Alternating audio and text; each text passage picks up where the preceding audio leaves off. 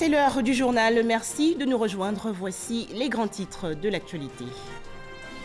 En Côte d'Ivoire, la poursuite en 2020 des réformes en matière de gouvernance, gestion des finances publiques, amélioration du climat des affaires, développement des infrastructures et du capital humain. Tous ces sujets étaient au menu du premier Conseil des ministres 2020 au palais présidentiel. Toujours en Côte d'Ivoire, bientôt la construction de lycées d'excellence et d'établissements publics professionnels, projet estimé à plus de 34 milliards de francs CFA. Une convention de partenariat a été signée récemment entre le ministère de l'Éducation nationale, de l'enseignement technique et de la formation professionnelle et un grand groupe chinois. Enfin, 22 février 2020, l'élection présidentielle au Togo, 10 candidats en lice, dont le président sortant, Faure Gnassingbé. Bonjour à tous et soyez les bienvenus. En Côte d'Ivoire, le tout premier Conseil des ministres de l'année 2020. Cette réunion dirigée par le président de la République, Alassane Ouattara, s'est tenue hier au palais de la présidence. L'occasion pour le chef de l'État ivoirien de souhaiter une fois de plus à son équipe gouvernementale ses vœux de bonheur, de santé et de paix pour la nouvelle année 2020. Le point tout de suite avec Viviane Haïma. Premier Conseil des ministres de l'année 2020. Ce mercredi 8 janvier au palais présidentiel. Comme il est de tradition, le gouvernement, conduit par le Premier ministre Amadou Gon Coulibaly, a présenté ses vœux au chef de l'État et lui a réaffirmé sa loyauté et sa détermination à poursuivre à ses côtés la réalisation des missions qui lui sont confiées. Excellence, Monsieur le Président de la République, la tenue du premier Conseil des ministres de l'année 2020 m'offre l'agréable occasion de vous adresser, au nom du gouvernement et en mon nom personnel, nos vœux, les meilleurs de santé, de paix et de bonheur pour cette nouvelle année. Monsieur le Président de la République, ces vœux s'adressent également à votre épouse, Madame Dominique Ouattara, Première Dame, ainsi qu'aux membres de votre famille et à tous ceux qui vous sont chers.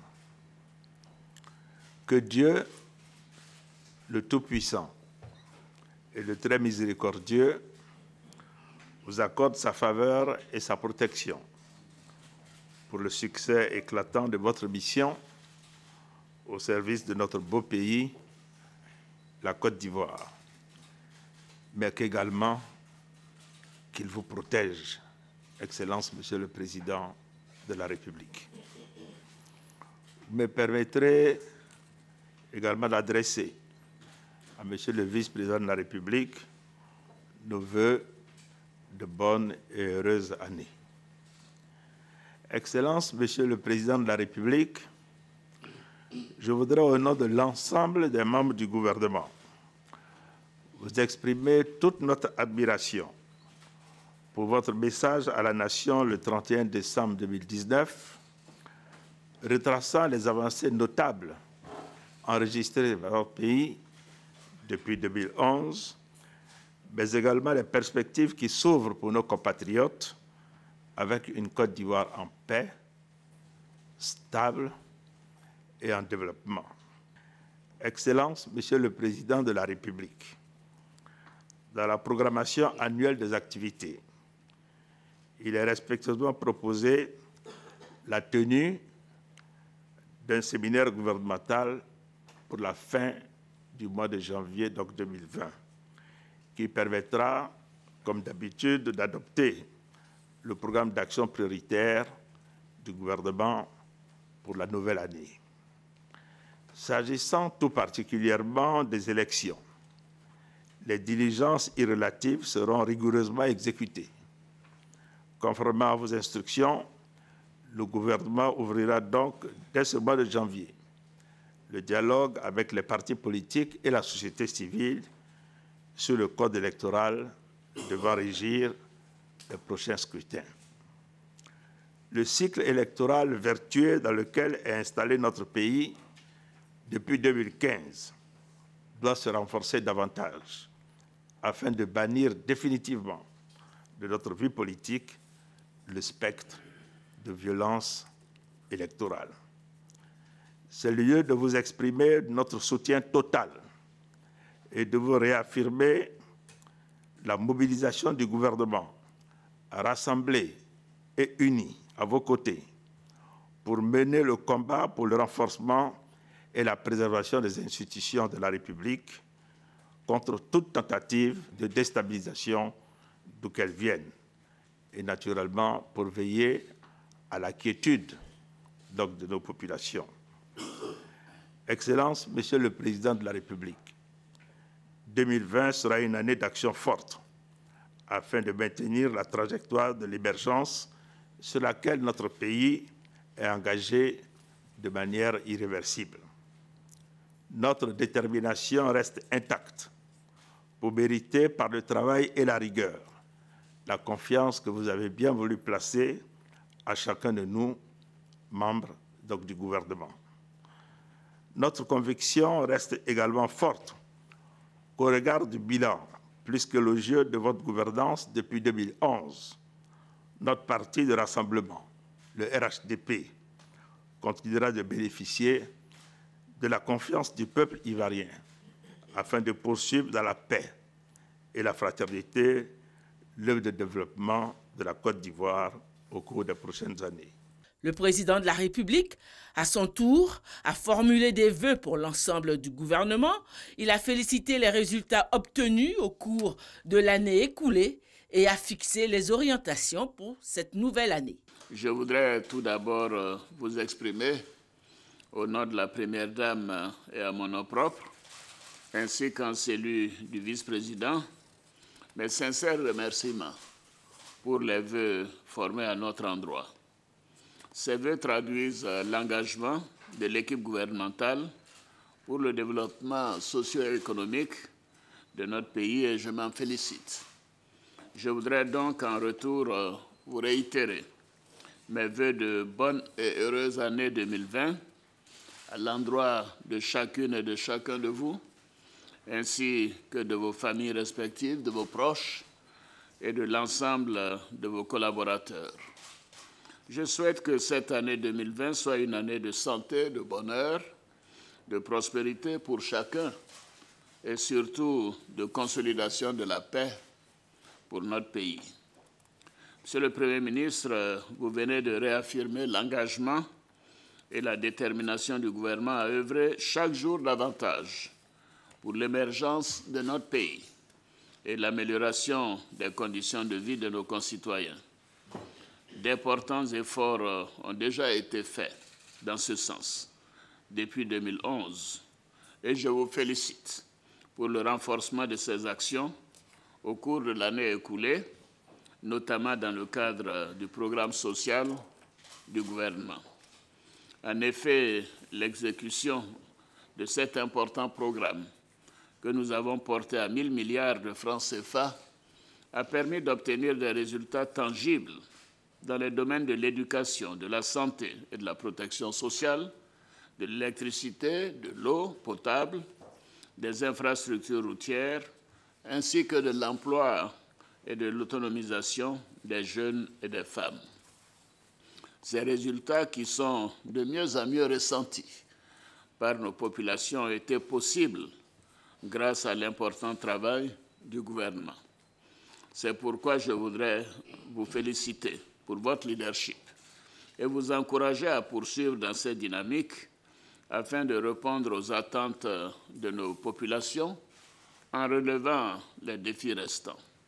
Le vaste chantier de transformation et de modernisation de notre pays doit se poursuivre et même se renforcer au cours de cette année 2020.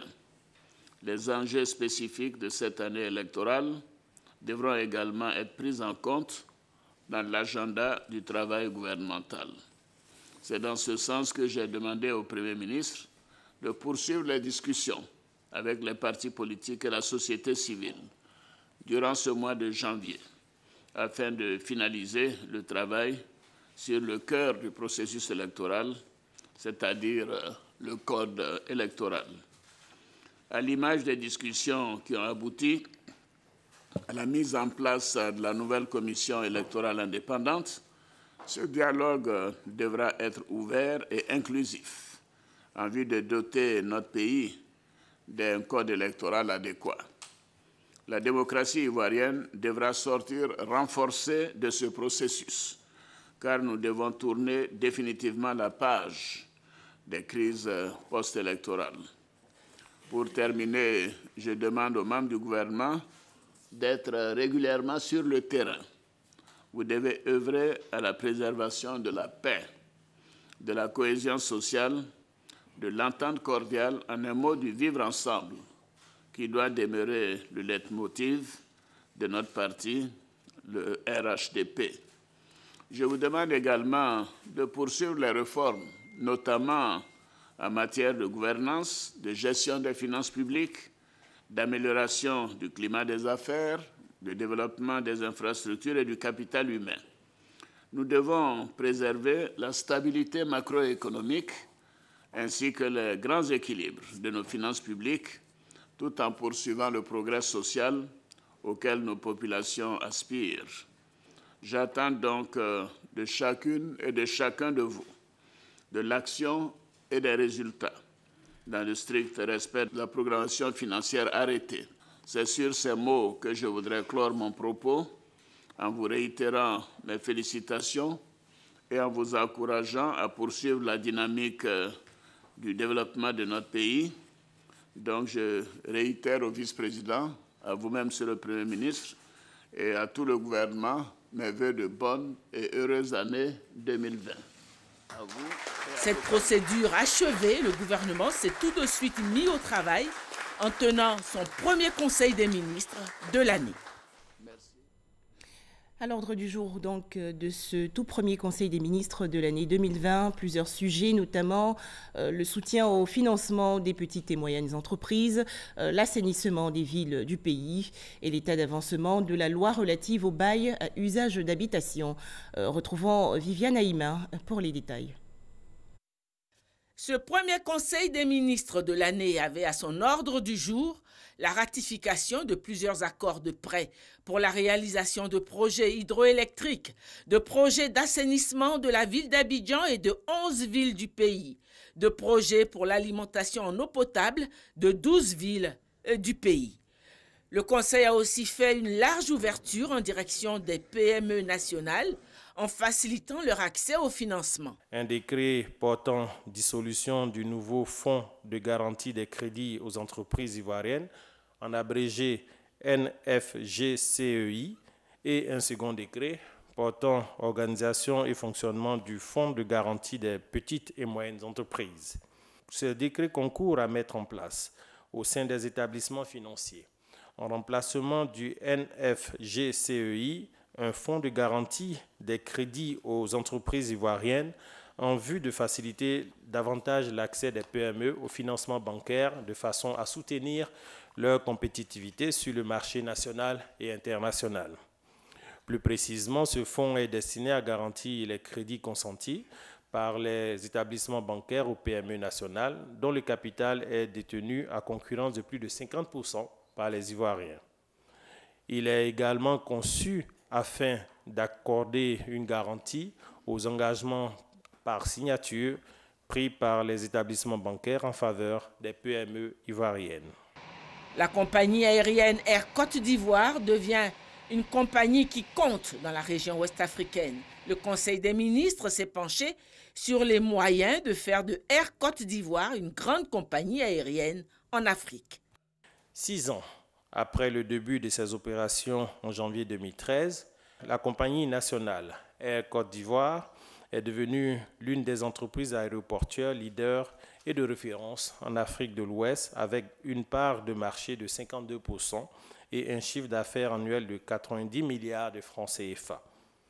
Aussi, en vue de soutenir la rentabilité et de garantir la pérennité de cette compagnie nationale qui contribue fortement à la dynamique de l'activité aéroportuaire locale, le Conseil a adopté un plan d'optimisation de la compétitivité de Air Côte d'Ivoire. Au regard des enjeux économiques que sous-tend ce plan d'optimisation. Le Conseil a instruit le ministre des Transports et l'ensemble des ministres concernés à l'effet de prendre les dispositions idoines pour sa mise en œuvre dans les meilleurs délais. Relatif à l'application de la loi sur la location d'habitation et les coûts des loyers, le Conseil a décidé de fixer une forte amende en cas de non-respect des dispositions arrêtées.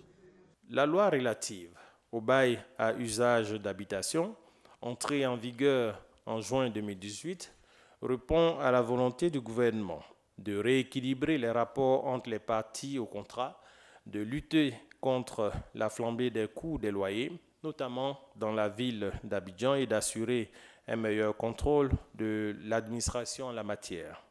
À cet effet, elle fait notamment obligation aux parties de conclure le contrat de bail par écrit, de l'enregistrer auprès de l'administration fiscale et exige du bailleur de limiter à 2 mois maximum les avances et les dépôts de garantie de loyer.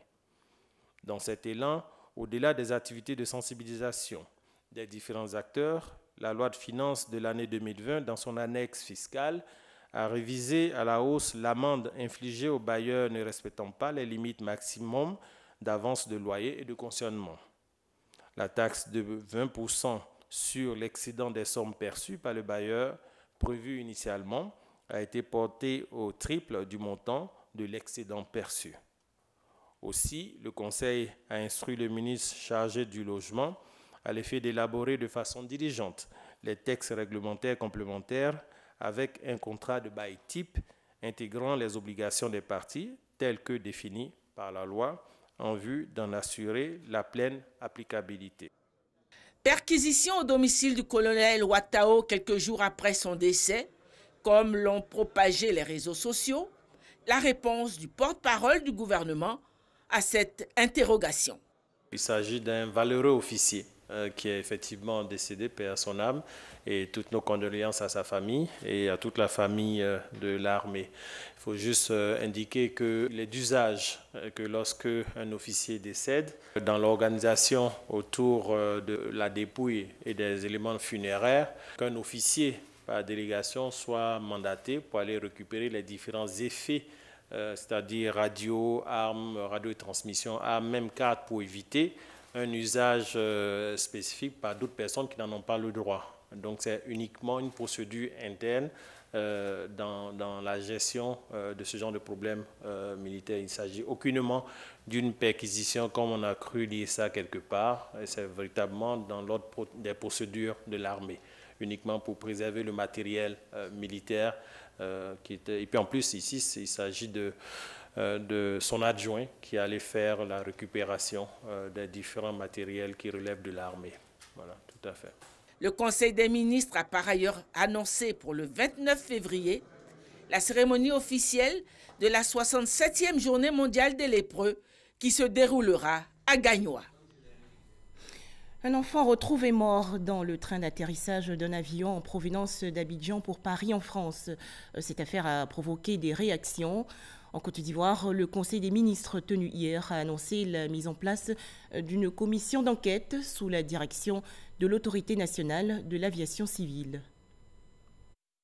Le Conseil a été informé de ce que le corps d'un adolescent de 15 à 17 ans a été malheureusement retrouvé coincé dans le train d'atterrissage de l'avion qui a effectué le vol AF703 d'Abidjan à Paris dans la nuit d'hier à aujourd'hui.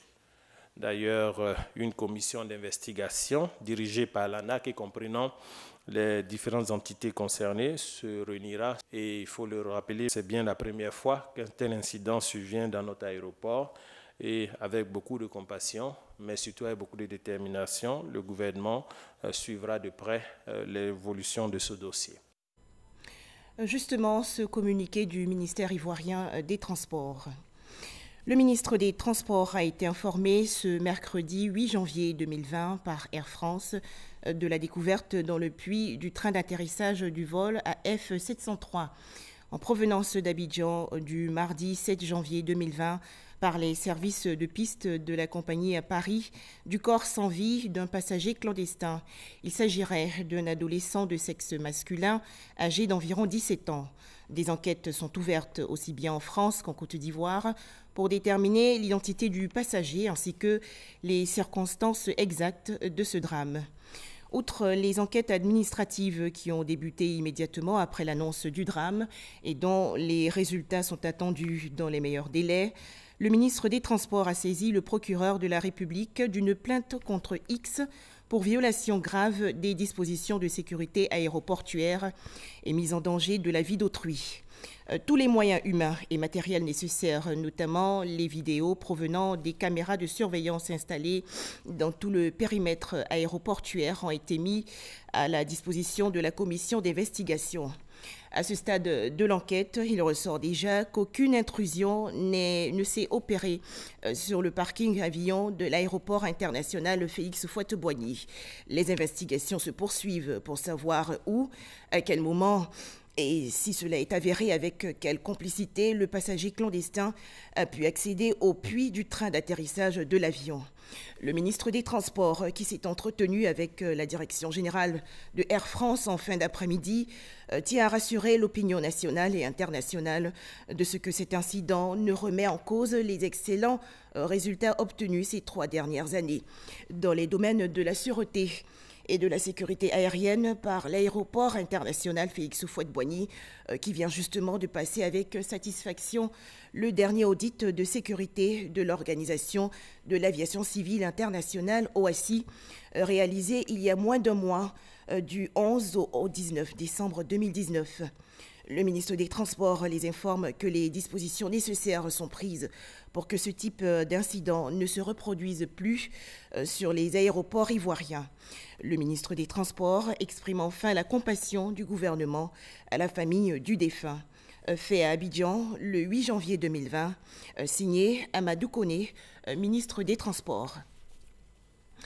Allez, un sujet plus heureux à présent. Revenons sur les vœux de Nouvel An 2020 des corps constitués au président de la République, Alassane Ouattara. Cette cérémonie s'est déroulée le lundi 6 janvier dernier au palais de la présidence dans la commune du Plateau. À noter que les guides religieux, chrétiens et musulmans et les chefs traditionnels ont exprimé leur engagement à maintenir la paix et la cohésion sociale dans tout le pays. C'est un reportage de Mahama Traoré. 2020, une année électorale, une année que l'ensemble des Ivoiriens souhaitent passer dans la paix et la quiétude. C'est en substance le message que les guides religieux et les chefs traditionnels sont venus transmettre au chef de l'État lors de cette cérémonie de vœux de Nouvel An. Les hommes de Dieu et les gardiens de la tradition se disent également prêts à accompagner l'État dans ses efforts de maintien de la cohésion sociale et de l'avènement d'une paix durable. Excellence, Monsieur le Président de la République, soyez assurés de la constante disponibilité des rois et chefs traditionnels à vous accompagner dans la recherche de solutions efficaces et durables pour une Côte d'Ivoire de paix. Nous réaffirmons solennellement notre engagement indéfectible à continuer nos efforts en faveur de la paix et de la cohésion sociale, sans lesquels aucun développement réel et durable n'est possible. Le Forum des confessions religieuses vous encourage, tout en vous assurant de ses prières, à garder le même dynamisme afin de battre de nouveaux records au plan économique et social et dans le domaine du développement humain et de la lutte contre la pauvreté. Nous vous encourageons à redoubler d'ardeur et de remettre l'ouvrage chaque fois que cela sera nécessaire. Maintenir ce niveau d'avancement du pays et l'améliorer demandera de construire nécessairement un citoyen ivoirien nouveau, avec un esprit nouveau pour qui le bien public et l'intérêt général seront au centre de ses préoccupations. Réconforté par ce soutien, le chef de l'État a assuré les guides religieux et les têtes couronnées de la détermination du gouvernement à garantir la sécurité des Ivoiriens.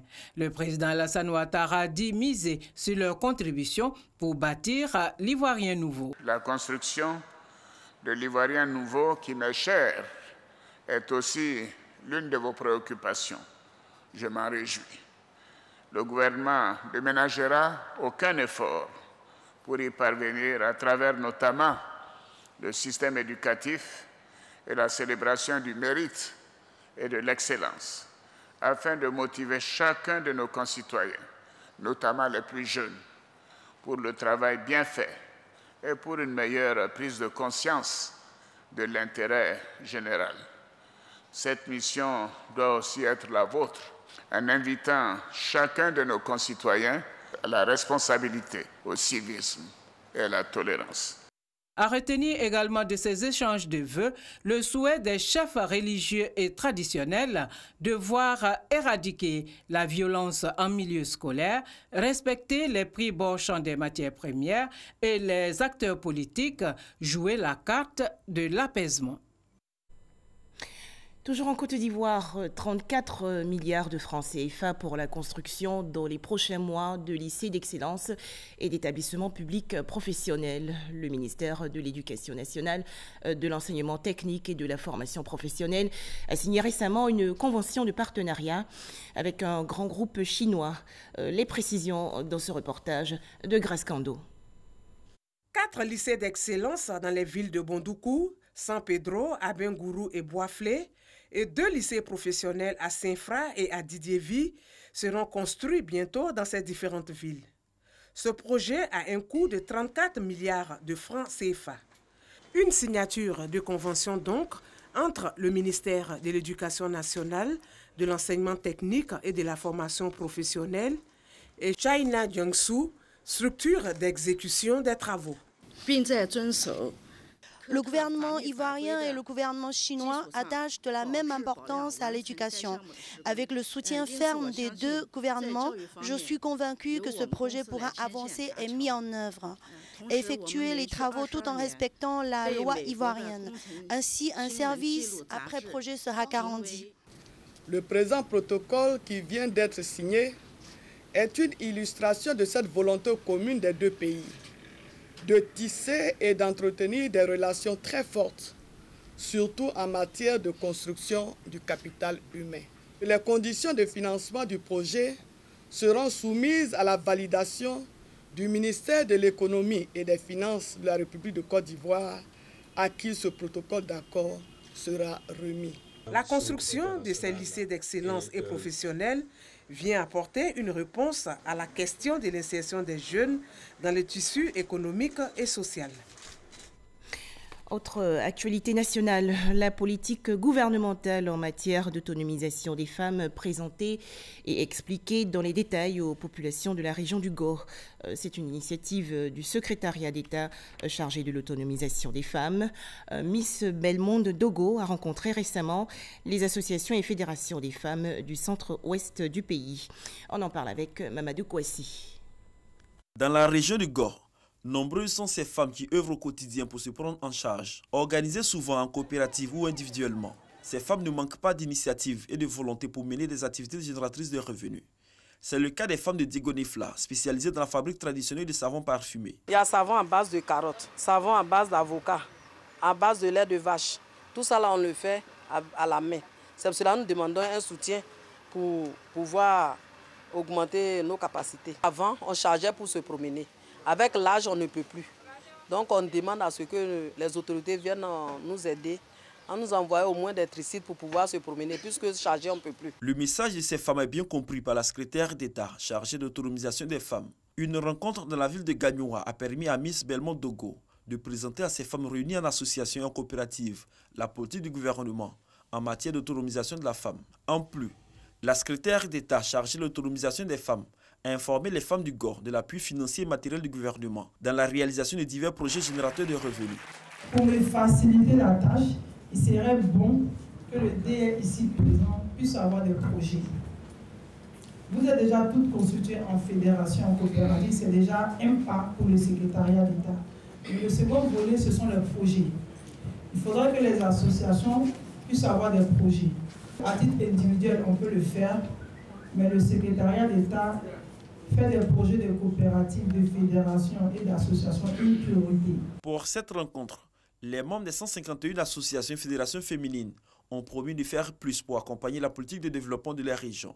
Mais déjà, elles comptent se mobiliser pour l'accueil du Premier ministre Amadou Gon Coulibaly en visite à Gagnoua le samedi 11 janvier prochain.